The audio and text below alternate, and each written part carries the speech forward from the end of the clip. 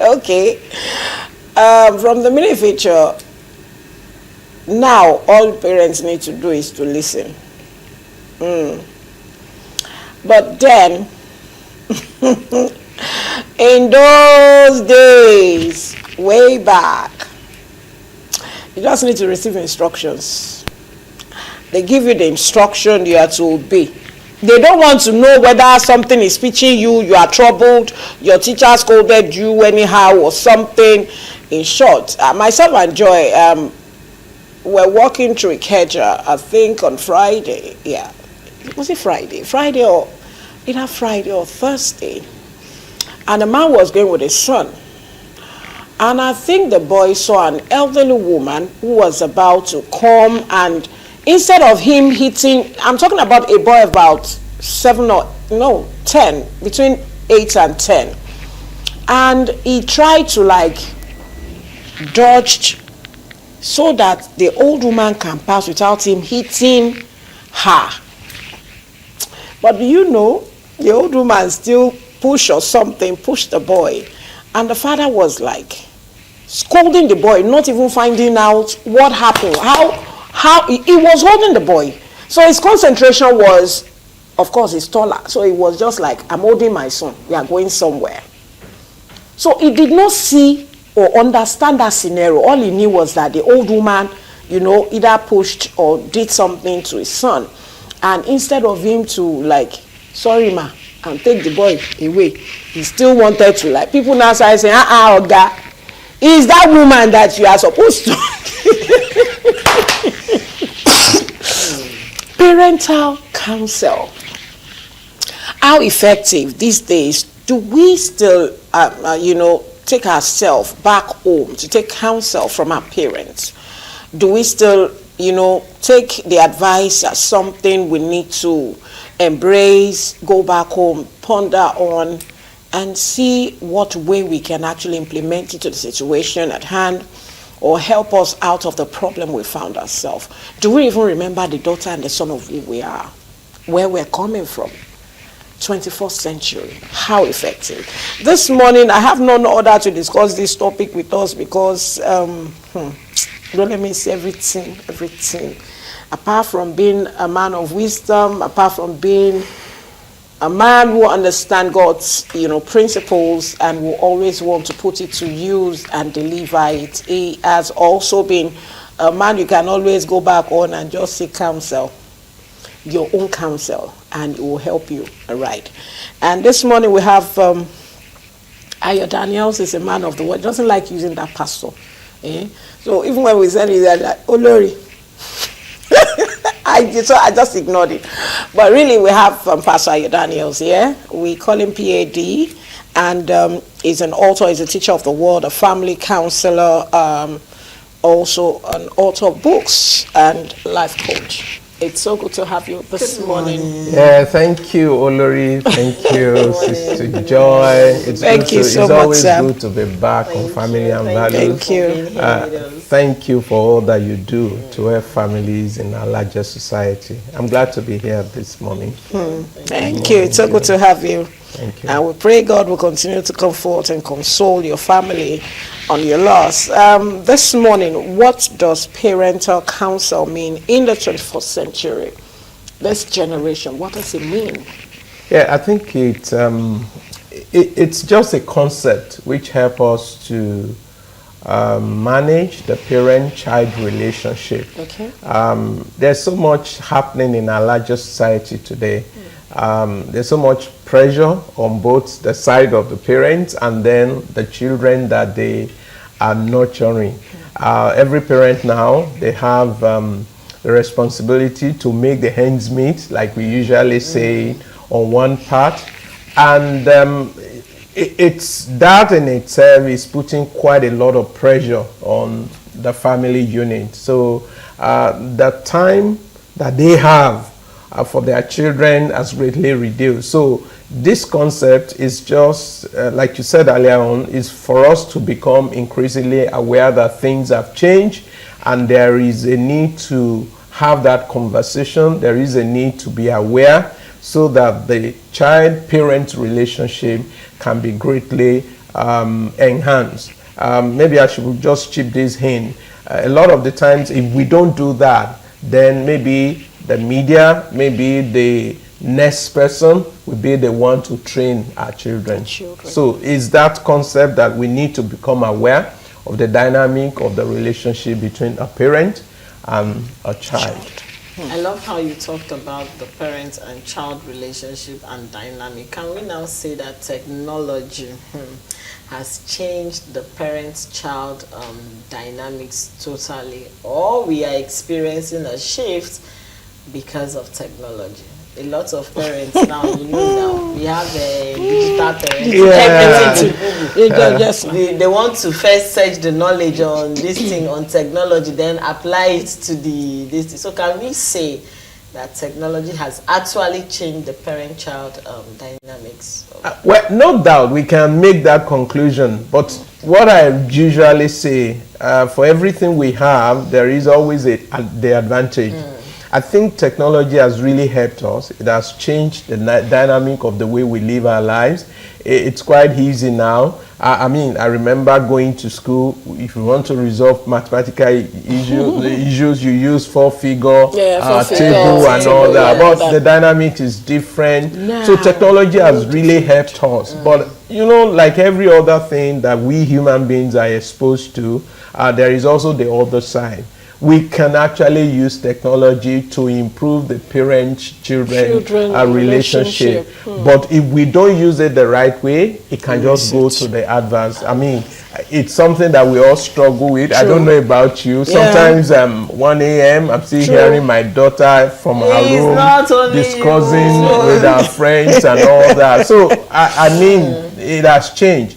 Because that in itself, so the war I'm fighting on that now, is that she doesn't get up very early in the morning. That is the problem. That is it. And when you say it's holiday, don't worry. I know my time. I actually have a way of in our days, they will wake you up. You have to be on your feet by 5 a.m. Yeah. Whether it's 7 a.m. or 9 a.m. you are going to work. When networks were doing this free call at night. At night, I remember they're still doing now. I tried doing free call at night. It's by the money. You have to pay for that. I just even know that my parents were listening. That I was still doing, moving around, having that didn't talk. When it was time for morning devotion, I was the first. They told me lead, and when I was in my father said, "If you sleep, oh my God, you see that night you were easy to do. If you sleep, you have to pick it up from here." Then I realized, I have to be awake throughout. Yeah, so it's just that downside of technology that we need to become increasingly aware of. There are things that can literally, I know that we are all probably culprits on what I'm about to say. Even your phone, you just want to do something just quickly, and there's just a distraction. That's just the word. The distraction is so much that machine can replace that parent-children or parent-child relationship. Look at the TV, for example, and I know that you also live in that generation. It's only NTA that we have. And it's 4 p.m. Then till 11 p.m. Your parents will not even allow you to watch. Once you watch the Village and Master of this World and all that, and it ends at 9 o'clock, you just go to bed. So there were enough time for parent-children interaction. But hey, sometimes in my own house, and this is becoming like an epidemic, my daughter is upstairs, she's sending messages to me, and I'm wondering, come downstairs, my friend, and talk to me. So why are you saying, where are you? I'm in the house. So come downstairs. So these are things that have changed, but we must fight for it. Yes. Technology is good, but the downside effect of it is what we need to fight for when it comes to parent-child relationship. Parent-child relationship. Okay, so can we now say that parents are still the primary counselors for children of today? Yeah. And can young ones still also trust their words by ways of taking counsel from these elderly ones? Like the scenario of what I shared earlier. Yeah. A young boy like that, and the father wanted to, add more to the injury, that the woman still, took advantage of the fact that she was older. And now this boy will continue to grow and one day will need counsel. And will remember what that woman did. Yeah, so how well would they take that? There's so much to that, even that scenario that you painted. Okay, so if I put it back, in our own growing up years, which I know that you are also part of, is that you are not allowed to respond. Because of the culture of respect, culture of this, so you are not allowed to, even when you have a word to say in response, you are not allowed, you are shut down permanently. True. That in itself has a negative effect on some of us who are now adults. So in this day and age where everyone has become aware, you can't shut a child down anymore. So parenting has become conversational. Parenting has become, if you don't want to lose your child to any, because there is no vacuum in life. So if you don't want to lose your child, you have to get involved in their world. I deliberately, sometimes I do urban dictionary to even actually understand what are the words. So I don't want to be lost when Gen Zs are in conversation. I want to know the use of words. So we need to involved. Parenting is much more than just paying bills, school fees, putting your children in the best school. So if you don't do that, you need to provide a safe space for family members. Where people can come up to you and ask you questions. The children can actually ask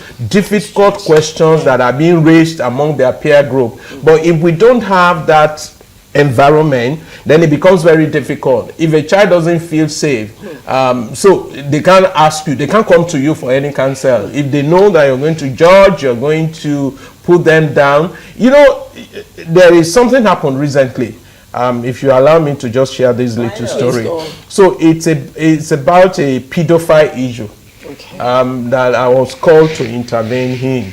So the truth is that if you look at pedophile as it is, an outsider doesn't abuse a child. It has to be someone who's close, someone the child is comfortable with, trusting, until the things go south. So an average parent, it's also very difficult for them to believe that children in such a situation. So these are things that, I would rather believe my child in that such a situation. You don't form such story, but in our days they say, oh, keep quiet. Is your uncle, is your auntie, is your this, and until the things has become, if you see people went through that experiences, they are traumatized in their adult years. So these are things that we need to review, we need to shake. Things have changed, no doubt. Communal parenting have disappeared. So I think we've done that on this program before. So we just need to adjust where our children can be safe to ask us questions. Otherwise, if we abdicate that responsibility, it will be to the lesson teacher, to the school teacher, to the religious body centers. And the home is the first place a child should be able to model any instruction, whether truth, integrity, correction, reprove. The home is that safe place, and parents has a role to play in that role. Seriously. In those days, some of us, they use curses to wake us up. One man, you don't let that to your mama sonu ni I remember one word I was never forget. My stomach looked at me and said, so such things now, you can't even apply such principles. All these are children will tell you that you are affected by mental health. Yes, they say you are terrorizing me. How can you be saying, mommy, you are cursing me? How can you say one celebrity said she tried calling the daughter, and then the daughter was not picking. She now called the daughter's friend, and then said, "No, please, I just remembered how you raised me up, and I'm traumatized." She said, "Is it because you're now out of the country?" And I said, she said she later had to apologize to her daughter. Now that brings me to my next, because we talked about. But we need to go for a break right now. Yeah. Let's go for a word of marble. I will continue this discussion, so please stay tuned. We'll be right back. Your children's life and what they become in the future, irrespective of the technology, even with the technology. And that's what we always talk about on family and values. You don't sweep them under the carpet, because you can always implement them, no matter how old, centuries, before you have been putting this to work. There is a way you can also bring it back into their own life and make good use of it, that the technology itself will embrace it. I also want to adapt to some say IFA is technology is what do you call IU or whatever. No, not IU. That IFA is the tablets that we use. I don't know how far that is true, but that's what we've been hearing. Life is full of change and uncertainty. We know this, and we experience it on a daily basis. So take advantage of the uncertainty and become the best. Become the best. Joy was about to ask a question as we continue to discuss this. You touched a very important part that is so dear to my life when you talked about pedographers, because I've heard stories even growing up and all that. Now, how can modern parents handle, sensitive issues like sex, education, drugs, and online safety and the likes? Now, I'll share something with you. Because of the environment I grew in, so I was conscious of it right from time. So when I had my daughter at 3, I started teaching her sex education. And then I remember one day she came back from school. I had friends in the house, and she was shouting, "Mommy, my private part is paining me." My friends were shocked, and they said, "Shut up." I said, no, let's go to the room. And I said, "Wow." Then I knew, because she was chubby, she had blisters on her laps. And I said, "Oh," because the first thing that got into my mind was, "Hey, let it not be what I'm thinking." And then when I said, "No, Mama, these are your laps, these are blisters." And I treated. My friends were warning me, "How come at 3? I said no. And that consciousness was with me. Fast forwarding to now, we are talking about modern days. My daughter was talking to me about the LGBT community, how one of her favorite celebrity, had joined there. Yeah, and I was sharing with Mama Jenzi. And when I was there, she said, "Mommy, I want to be an." I said, "Advogini." I said, "Hey, come here. I knew that at that point it was because she said, "I know what the Bible says." I knew I needed to instill more than just. I took her to my room, brought her drink. We sat down and we had a proper conversation on it. And she said, "Mommy, I know, but these people need a voice." I said, "Don't be their voice. Leave them alone." So how can modern parents, because it seems like parents, they are saying it, but they are running away from certain conversations. Yeah. You don't want to hit it. You don't want to feel like, you don't want to talk about it. How can we handle sensitive conversations like drug abuse? I have one in my hand. We are looking for how to rescue. It's killing people. Yeah. How can modern day parents handle such conversations? So this is what, as I will use our own language in this space, the space of media, which is communication. And they said the most important aspect of communication is the art of listening. So if you are a parent, if there's anything you must learn to do, you must learn to listen. Not listen to respond. You must learn to listen basically to non-verbal expressions. What we are all used to is the use of words, which are verbal expression, but it doesn't show the emotion. So, for example, if it's a child is every time it's morning and he or she has to get ready for school, she's always crying all the way down to school. It may not necessarily be a sign of laziness or what. It may be something is threatening. It may be an act of bullying. It may be something. So, as a parent, you learn to listen more. Listen to what your child is saying and what they are not saying. Listen to their questions. The one in my house can just wake up one day and say, oh, let's do daddy, daughter outing today. Let's go and catch a movie. Initially, I won't respond, but over time, I realized when I started it, I realized that it was an opportunity to ask me questions. So it's not just catching a movie. So I know that some of these things, when we say, they said is a white man's lifestyle, but no, I just think that every child wants to be listened to. They said there are 3 needs every human being has. They need to be loved, they need to be accepted, they need to be recognized. And if we can put our children in those things to recognize what their needs are, we may be losing them gradually. Most of the vices that I took on as a young person was because my parents were not listening. I would say that. So I look up to my peers, and my peers, it's like some are from a liberal home. So a liberal home, nobody check on you when you come in, when you go out. So I turned towards that. And so I picked up some of those vices from my friend. So if parents learn to listen to their words or to their kids, it's going to help us to resolve a whole lot of problems. Look at what you said about your daughter. It's by just listening. And maybe I should put it out there, because people ask, at what age you begin self-education? It's any age that awareness for your child. If your child can pick things up. Basic thing, it's not explicit thing, but just basic thing. This is called private, so we must keep it private. Nobody touches what is private. It is exclusive to you. Even your brother, your own brother doesn't. So those are the basic lessons. How do you hug? Exactly. You don't sit on someone's lap. So because many of these things, people think self-education is just those explicit things. No. How do you do this? I mean, I know my friends who raise their sons at a certain age, they say, don't touch my wee. It's called we. So there are names for all these things.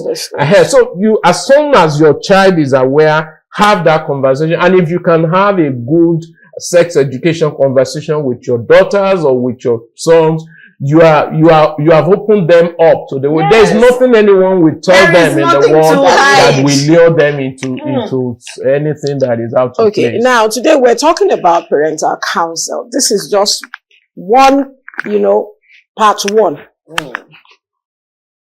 Because now we're focusing on the younger ones, but we're still going to another level of the younger ones, which is older ones. And we'll be discussing that some other time. But I want to ask, how can parent counsel without sounding controlling? Because these days, that's what they see. They want to do this, and your direction or instruction to them, let me say your instruction to them is sounding like you're controlling them. How can parents really counsel them, relate with them without sounding like an authority, like you're giving them a command, like they're in the Air Force base or the I think parents need to understand one important point.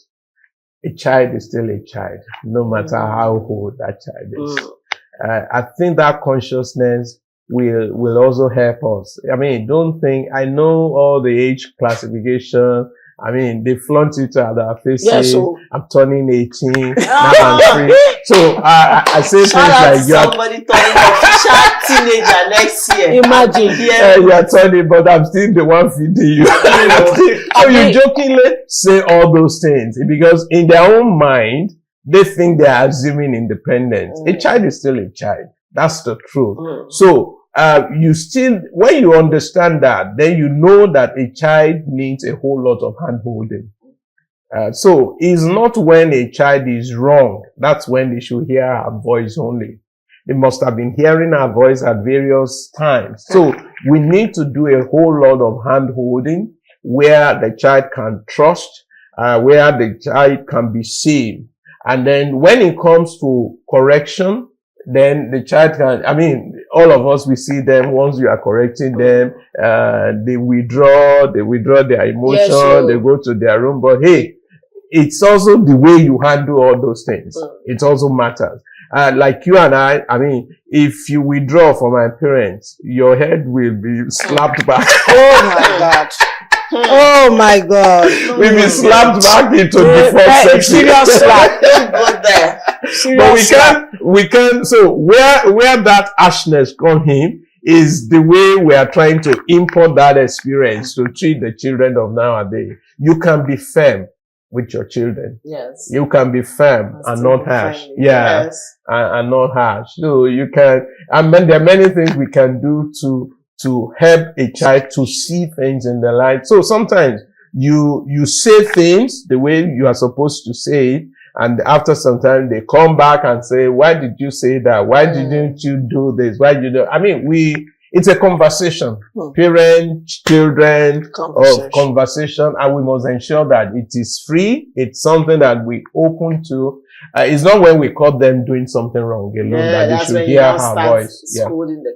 But now, what can parents learn from the 21st century children we have? Because sometimes we see my daughter might just come and say, Mommy, you know, this their teenage movie. I don't know. Sometimes she'll come and be telling me the whole story. I'll just, and she'll say, Mommy, did you know how? I'll say, sometimes I do now. Say, okay, when she go, I'll go and check it. And I was just saying, hey, what that thing you were saying, I was busy that time. Let's have that conversation. What can parents do? Because these children are faster than we think. Yeah. They know things that we don't know. There are times they say some words. Yeah. You think is this meaning, but it has another meaning. That's why we have to keep it up has with the another pace. meaning. Yeah. You know, they can stay as even you that think you're churchy, your children can use Bible and finish a conversation and you don't know that they are going a different route. Yeah. Because there was a time my daughter was talking about psychology, dark psychology. And she's like, Mommy, and people think dark psychology is manipulating. I think I love it. I can use it. I said, no, you won't love it. But I had to go and do a whole do lot of a broad research, search of what dark psychology. That's how far. Because I heard dark, my mind went, boo, hey. But I had to do. So what can parents learn? Parents are listening to what can they learn from their children? I think number one, let's not be naive. I love that. Let's not be naive. For the fact that a child says something, you know, just like in those days when you see something beside their mother, they just exclaim. In fact, they tell us that once a man touches you are pregnant. Hi. So let's not be naive. Let's not be an alarmist. Sometimes a child is, in neighborhood that we grew up, a child is trying to tell their parent. The parent will come and stand at the door and be shouting, "Omo, kiniko, this, that." The child hasn't even finished the sentence. So parents should not be naive. Parents, secondly, should get ready for conversation. That's the reality. Very important. That's the reality of the time and the age that we live. So much knowledge is just there. And even when you are not teaching your children, things are teaching them, their friends are teaching them, school is teaching them, environment is teaching them. So let's get ready for conversation. And then thirdly, be a good model for these children. That's the bottom line. No matter what a child, we always look at the parent first, before making decision. It's when they can't see what will help them choose to make that decision that they look outside the home. So, like they said, the sexuality begins at home. I've said it on this program. It's a very gracious statement made by Mother Teresa. They say, if you want to change the world, go back home and change home. So the family unit is still it in all that we do to produce children for the greater society. A family. Now, also talking about counsel. These days, it's a bit, when we look at older age, seeking counsel, especially those who are married and just me and my wife. How effective can counsel be for people like this? Counsel is deeper than we all thought. So it has multidimensional. Sometimes it can be for instruction. Sometimes it can be for correction. Sometimes it can be for to prevent calamities in life. So it's deeper than we all think. It's not all about just somebody talking to you. So it's a wholesome modeling for people. So it's very important. Personally, that's my personal opinion, Ayodane's opinion. I'm scared when I meet people who says nobody can talk to them. I'm scared for them. That's my personal opinion. That's my personal opinion. I have seen it no Taking time once off. you say nobody can talk to me. Yeah. I'm scared when I see that, even in the workplace. I mean, there must still be people. We are not created in isolation. We are created to live in the community, to live in family, live in the larger society. So along the line, as we all take our journey of life, whether it's in our profession, whether it's in our family, by way of extended family, we need people at various layers who should be able to come in. Nobody have it all together. I mean, counsel is very important. There are many things that we all struggle with. By just sitting down with someone, I struggle with, but by just sitting down 5 minutes, 10 minutes, they pull from their word of experience, they pull from their network, and what I was even praying for, that counsel becomes the answer to the prayer. So we can put it at the back burner. It's something that is very, very important, whether one is married, whether you're single, whether you're pursuing a career, whether you're running a business. We call it different names and those different things. We call it mentors, we call it father, but counsel, it's very, very important to our well-being in life. When we talk about counsel, before I let you go, how do children manage the pressure of the 21st century? You know, someone just breathed well in the studio. I needed to ask that. Well, it's how do we manage this pressure? I think number one, which is what I'm learning to do, everybody should create boundaries. Everybody should be able to answer the question when is it enough? Whether you're looking for money, whether you're looking for comfort. So because sometimes this thing pressurize people. Yes. Yeah. I mean, I've seen people on TikTok posting with other people's houses, posting with other people's car to make video, just because they believe someone has gone ahead of them. They have to also join the Joneses and all that. So pressure will always be there. It has always been there. True. But the ones that we are faced with now, maybe media, technology has amplified it for us. Because in those days, you don't probably know there's 24 hours TV station.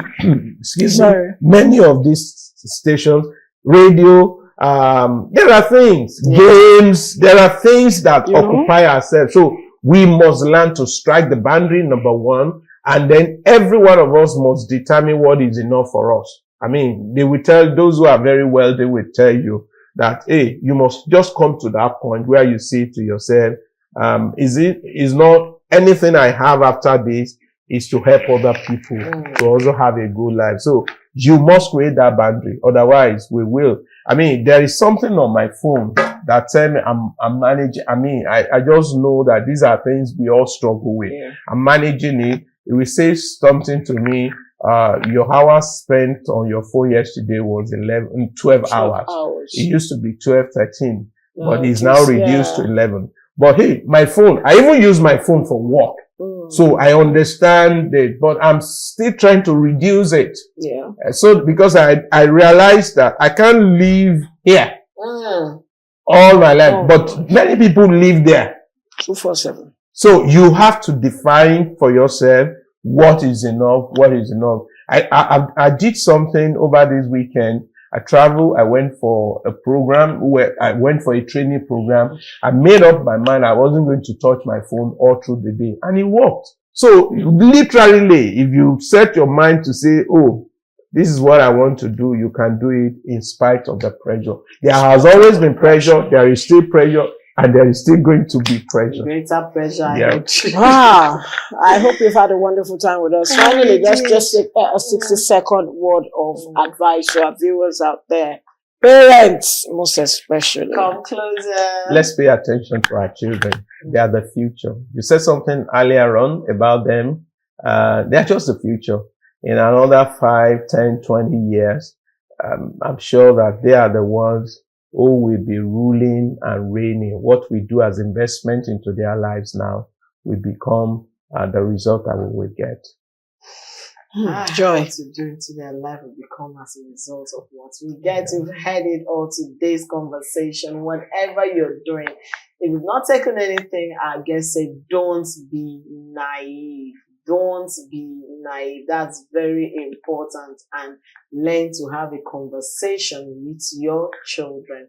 Tell them the way it is, please. To avoid stories that touches the heart. Tell them the way it is, and advise them properly. Thank you for being a part of the show this morning. I'm Princess Joy Ayo. I will see you tomorrow. Bye for now. Okay, so as we wish you the very best of today, we pray you have a very sensitive way of, working with these children. Put your heart and your mind to it. Try to walk in their space as much. In short, you even feel younger. You feel lighter. It's not everything about them that is that proactive. I am not. No. There are some things you can actually tap from them because they're your children. They are your future. You'll bring forth their children at some point in time, and you become grandparents. So how do you want to handle that? We need to just work with them, and God will help us. Tomorrow is going to be another wonderful day as we'll be looking at handling insecurity in relationship. Handling insecurity in relationships. How well has your relationship been? What are those things that you see and you think, it's okay? Or you discuss and you don't know you are becoming insecure with your man or about your woman. We'll be discussing that tomorrow. My name is Olori Adejoke Adebudewi.